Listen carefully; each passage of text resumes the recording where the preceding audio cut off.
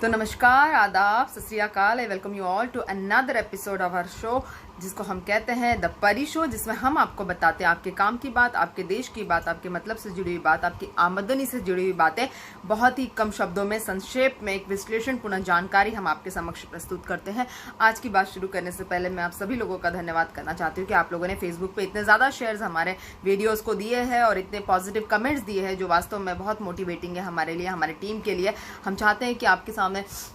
बिना किसी म्यूज़िक के बजाए हुए, बिना किसी समय और एनर्जी को ज़ाया किए हुए हम मुद्दे की बात पर आए और आपको हमेशा ही ऐसी मुद्दे से जुड़ी हुई चीज़ें और एक्चुअली असलियत जो घटनाओं के पीछे होती है कि वास्तव में हो क्या रहा है, आपके सामने लेकर आने का पूरी तरह से प्रयत्न करते रहे और एक मजबूत तरह की इन्फॉर्मेशन आपके सामने प्रस्तुत करते रहे। और आप हमारा YouTube चैनल भी सब्सक्राइब कर सकते हैं, जो बहुत ही नया है। आप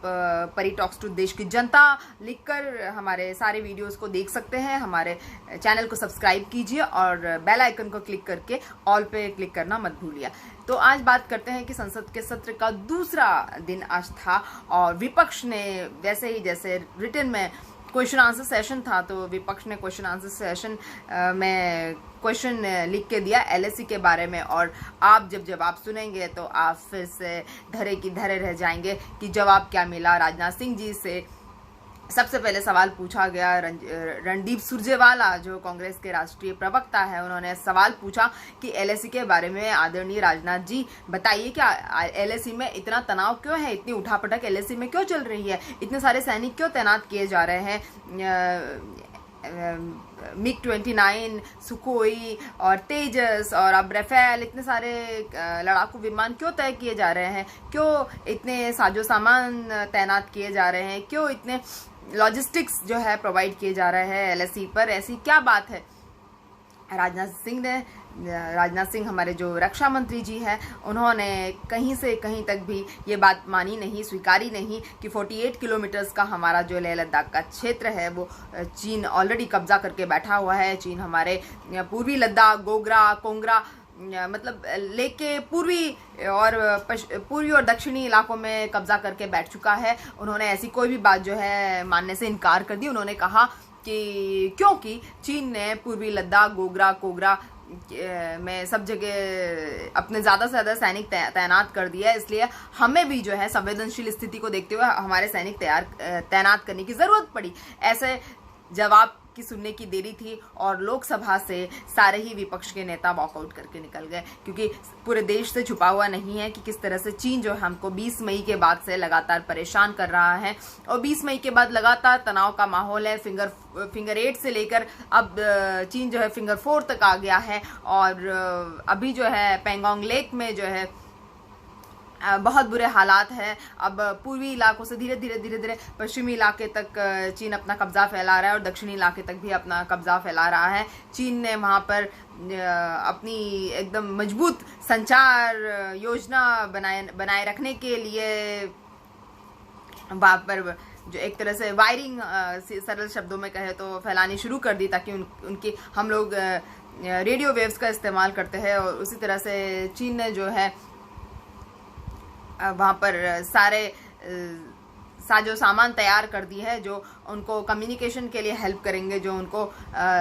सूचनाओं के लिए हेल्प करेंगे उनकी टीम को। इस तरह से चीन ने जो है पूरी की पूरी अपनी तैनाती जो है विंटर्स में युद्ध करने के लिए तैयार कर दिए गए हैं। लेकिन प्रधानमंत्री जो है वो अपना मौन त्यागने को तैयार नहीं है। जैसे कि प्रधानमंत्री के मौन से चीन जो है डर कर भाग जाएगा, प्रधानमंत्री की जो चुप्पी है उससे चीन डर कर भाग जाएगा, ऐसा शायद प्रधानमंत्री जी को लगता है। और राजनाथ सिंह जी ने भी किसी तरह के चीनी कब्जे की घोषणा नहीं की, क्योंकि अगर राजनाथ सिंह जी ऐसा कर देते तो वो एक संसद में दर्ज हो जाता कि चीन ने हमारी सेना, हमारे सीमा इलाके पर कब्जा किया है। और राजनाथ सिंह ने ये भी कहा है कि एलएसी की डेफिनेशन हम लोग अलग मानते हैं और एलएसी के बारे में कंसेप्शन जो है वो डिफरेंस है, कंसेप्शन का डिफरेंस है। और हमारे जो 2 विदेश मंत्री जो वांग ही और एस जयशंकर भी मिले थे, उसके बारे में जब राजनाथ सिंह जी से पूछा गया था, उन्होंने कहा कि ये जैसे हम एक शांति वार्ता के लिए मिलते रहते हैं हमारी सेनाओं पे, वही जो प्रधानमंत्री जी ने सर्व दलीय बैठकों में झूठ बोला था कि ना कोई घुसा है ना कोई घुस आया, उसी तरह का कुछ जवाब राजनाथ सिंह जी ने दिया। और इसको लेके विपक्ष में काफ़ी ज़्यादा क्रोध, एक तरीके से काफी ज्यादा गुस्सा विपक्ष में देखने को मिला। विपक्ष जो है, पूरा की पूरा विपक्ष जो है वो लोकसभा से वॉकआउट कर गया जवाब के सुनने के बाद में। इस तरह की लीपापोती वाले जवाब जो है राजनाथ सिंह जी ने सभी को दिए हैं, और राजनाथ सिंह जी जो है इस तरह के जवाब जो हमेशा मोदी जी के जवाबों को फॉलो करते आए हैं, और आज भी उन्होंने मोदी जी का जवाब ही फॉलो किया। गौर करने वाली बात यह है कि जब बीच में चीनी सैनिक थोड़ा सा पीछे हटे थे, तब सरकार का प्रचार काफी जोरों शोरों से था कि हमने कैलाश मानसरोवर की चोटी पर कब्जा कर लिया है, चीन जो है पीछे हट गया है, और इस तरह की बातें अजीत डोभाल साहब ने बात की और चीन पीछे चला गया। इस तरह की बातें बीच में निकल कर आई थी। लेकिन अभी फिलहाल जो बातें बताई जा रही है उससे यही बात समझ में आ रही है कि राजनाथ सिंह जी जो है सीधे सीधे प्रधानमंत्री मोदी जी की तरह झूठ बोल रहे हैं, और इस तरह के झूठ जो है ये लोग अक्सर बोलते रहे हैं, और विपक्ष जो है खासा गुस्से में नजर आ रहा है। विपक्ष ये जानना चाहता है कि आखिर जो हमारे यहाँ पर सरकार है वो अपनी किसी भी तरह की हार मानने को तैयार क्यों नहीं होती है, और सरकार जो है सच्चाई मानने के लिए तैयार क्यों नहीं होती है। सच्चाई को मानने में सरकार को क्या मुश्किल आन पड़ी है, और सरकार ये क्यों नहीं बताती है कि गोगरा, पैंगोंग और कोगरा लेक के पूर्वी और दक्षिणी तट पर चीन ने पूरी तरह से कब्जा कर लिया है, और लेह में 48 किलोमीटर का जो क्षेत्र है वो चीन ने वहां पर अपना कब्जा कर दिया है, अपने एक स्थायी सेटअप्स जो है बना दिए हैं, और जो टूटना अब नामुमकिन है, नहीं टूटने वाले उन्होंने कब्जे बना लिए हैं। और चीन ये भी कह रहा है काफ़ी सारे न्यूज़पेपर्स के हिसाब से कि 1959 की अगर समझौते पे अगर कायम रहेगा भारत, तभी जाके चीन पीछे हटेगा, तभी जाके चीन जो है तनाव दूर करेगा, वरना भारत को बहुत सारी मुश्किलों का सामना आगे आने वाले दिनों में भुगतना पड़ेगा। लगातार चीन जो है भारत को धमका रहा है, लेकिन भारतीय सरकार जो है जनता को सच्चाई बताने के लिए इंटरेस्टेड नहीं है। जनता को सच्चाई बताने के लिए भारतीय सरकार का कोई मूड दिखाई नहीं दे रहा है, और सरकार इस मूड में नहीं है कि वो किसी भी विपक्ष के सवाल का स्पष्ट और सही जवाब दे, बल्कि बजाय इसके सरकार घुमाव फिरावदार जवाब देने में इंटरेस्टेड है। और जिसको लेके राहुल गांधी जी ने बड़ा सा वीडियो जारी कर दिया कि जीएसटी गलत लगा दिया गया, नोटबंदी इससे पहले कर दी गई, और फिर गलत लॉकडाउन के चलते मोदी सरकार ने अपने एक के बाद एक गलत डिसीजंस के चलते सारी की सारी जो असंगठित क्षेत्र हैं उसको डुबा दिया, उस पर मार कर दी, एक तरह से असंगठित क्षेत्रों को खत्म कर दिया, जो भारत की अर्थव्यवस्था को संभालने के लिए रीढ़ की हड्डी का काम कर रहा था। और इस तरह से जो है भारतीय अर्थव्यवस्था जो खत्म हो गई। उसके बाद में खबरें निकल के आ रही है कि देश में 80,827 लोग, जबकि अब मैं जब आपसे बात कर रही हूँ तो आंकड़े शायद 80,840 के आसपास पहुंच चुके होंगे। हमारे यहाँ मृतकों की जो गणना है कोरोना वायरस के चलते वो 80,840 के आसपास हो चुकी है, और इतने सारे लोग हमारे यहाँ कोरोना से मर गए। लेकिन फिर भी हमारे जो स्वास्थ्य मंत्री है उन्होंने बताया है कि हमारे यहाँ पे रिकवरी रेट बहुत अच्छी है ब्राज़ील और अमेरिका के मुकाबले। मुझे लगता है कि भारत और अमेरिका की जो दोस्ती है वो कोरोना के फ्रंट पे दोस्ती ना हो तो बेहतर है। मोदी जी और ट्रम्प साहब की जो दोस्ती है वो दोस्ती कोरोना के मामले में हम लोग भी उनकी तरह नंबर 1 पे ना पहुंचे तो बेहतर है। मतलब दोनों दोस्त जो है, मोदी जी और ट्रम्प जी दोनों दोस्त आपस में नंबर 1 पे कोरोना संक्रमण में ना पहुंचे तो बेहतर है, ऐसी मैं उम्मीद करती हूँ। और हमारे स्वास्थ्य मंत्री जी ने बताया है कि हमारे यहाँ पर 78% लोग रिकवर हो चुके हैं, तो फिर 80,840 लोग क्यों मरे, तो ये भी एक बहुत बड़ा सवाल है। उसके बाद में असम में जो है भाजपा की सरकार जो है अपना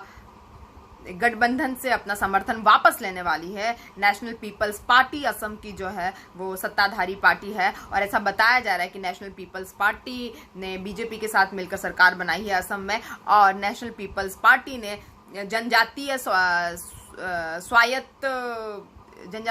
स्वायत्त परिषद करके एक संस्था है, तो जनजातीय स्वायत्त परिषद को करोड़ों रुपए की विशेष सहायता और करोड़ों रुपए का विशेष सहायता अनुदान दिया है, जिसको लेकर बीजेपी के प्रदेश के बीजेपी के प्रदेश प्रवक्ता जो है उन्होंने अर्नेस्ट मावरी ने बताया कि ऐसा अगर नेशनल पीपल्स पार्टी अगर ऐसा अपने मन से जनजातीय स्वायत्त संस्था को सहायता अनुदान देगी और इस तरह से अगर करोड़ों रुपए का विशेष सहायता अनुदान दिया जाएगा तो डेफिनेटली बीजेपी अपना समर्थन वापस ले लेगी, जिससे असम में सरकार गिर जाएगी। तो बीजेपी ने एक और राज्य की सरकार, आपको पता है एमपी और फिर राजस्थान और अब फिर असम पे जो है अपनी नज़र गड़ा ली है और असम में बीजेपी सरकार जो है सरकार गिराने को पूरी तरह से तैनात हो गई है, पूरी तरह से जो है अपने फॉर्म में आ गई है कि अब कहीं ना कहीं जाके बीजेपी जो है अपनी सरकार असम में गिरा लेगी, एक बात की वजह से जिसमें नेशनल पीपल्स पार्टी ने जनजातीय स्वायत्त परिषद करके जो संस्था है उसको करोड़ों रुपए की सहायता अनुदान जो है दिया था। तो ये जो है बहुत ही एक्सीलेंट खबर जो है वो बीजेपी की तरफ से है। बीजेपी कहीं पर भी कोई मौका नहीं छोड़ रही है दूसरी पार्टियों की सरकार गिराने का। तो ये एक सबसे बड़ी चीज़ जो है निकल के सामने आ रही है और ना ही बता रही है कि फिंगर 8 से फिंगर 4 तक चाइना कैसे पहुंचा और चाइना ऐसा क्यों कर रहा है और चाइना जो है कब हमारे यहाँ से वापसी करेगा और ये तनाव कब खत्म होंगे। विंटर्स तक अगर तनाव खत्म नहीं होते तो हमारे देश के लिए काफ़ी ज़्यादा टेंशन वाली बात हो जाएगी, क्योंकि विंटर्स में हमारे काफ़ी सैनिक जो है एलएसी पे जिस तरह की ठंड होती है उस तरह की ठंड में हमारे लॉजिस्टिक इतने कमज़ोर है कि हमारे काफ़ी सैनिक मर जाएंगे। उसके बाद में हम देखते हैं कि जॉन अब्राहम ने फिल्म इंडस्ट्री के बारे में एक बहुत फेमस वेबसाइट को, एक लीडिंग वेबसाइट को उन्होंने बयान दिए हैं। उन्होंने बताया है कि बॉलीवुड में नेपोटिज्म है, लेकिन बॉलीवुड में कई सारे लोग उदार भी हैं, लेकिन सबके दिल इतने बड़े नहीं होते, सबके दिल बड़े नहीं है, लेकिन उदार लोग डेफिनेटली बॉलीवुड में बहुत ज़्यादा है। जॉन ने ये भी बताया कि यहाँ पर सिर्फ सबको अपना काम करना चाहिए। मैं भी आउटसाइडर हूँ, लेकिन जब से मैं मॉडलिंग में के वर्ल्ड में था तब से लेके अब तक मुझे पता है कि मुझे सिर्फ काम करना है और हर युवा जो बॉलीवुड में आने की कोशिश कर रहा है उसको अपने लिए काम ढूंढना चाहिए, अपने लिए विकल्प ढूंढना चाहिए। विकल्प ना मिलने पर अपने लिए विकल्प बनाने चाहिए। उन्होंने ये भी बताया है कि मुझे पता है कि मुझे काम करना है और मैं अपना काम अच्छी तरह से करता हूँ। और उन्होंने ये भी बताया कि क्या मैं आउटसाइडर हूँ? हाँ, मैं आउटसाइडर हूँ। अगर मैं आउटसाइडर हूँ और मैंने यहाँ बाहर से आकर यहाँ के लोगों को अपना बनाया तो ये बहुत ही अच्छा उदाहरण है और इस उदाहरण से हर किसी को सीखना चाहिए, युवाओं को इस उदाहरण से सीखना चाहिए। जॉन ने ये भी जो है तालीम आने वाले युवाओं को बॉलीवुड में दे डाली है, जो काफ़ी अच्छी बात है। गौर करने वाली बात यह है कि कंगना रनावत ने करण जौहर, महेश भट्ट और आदित्य चोपड़ा को मूवी माफिया बताया था और ऐसा बताया जा रहा है कि जॉन ने ये सब कंगना को एक करारा जवाब देने के लिए इस तरह की बातें की है। लेकिन मैं आपको बता दूं कि जॉन ने कहीं भी कंगना के नाम तक का या कंगना की किसी बात तक का जिक्र नहीं किया है। और जॉन जो है सिर्फ नवयुवकों को और आगे आने वाली पीढ़ी को एक सलाह दे रहे थे कि आउटसाइडर्स हो के आपको आना चाहिए, लेकिन आपके काम पे पूरी तरह फोकस करना चाहिए। या तो आप काम कर लो या तो आप बैठ के जहर फैलाओ। तो जॉन ने कहा कि जहर फैलाने से अच्छा है कि आप बैठ के अपना काम कीजिए और बाहर से आने के बावजूद भी, आउटसाइडर होने के बावजूद भी इंडस्ट्री के लोगों को अपना बना लीजिए।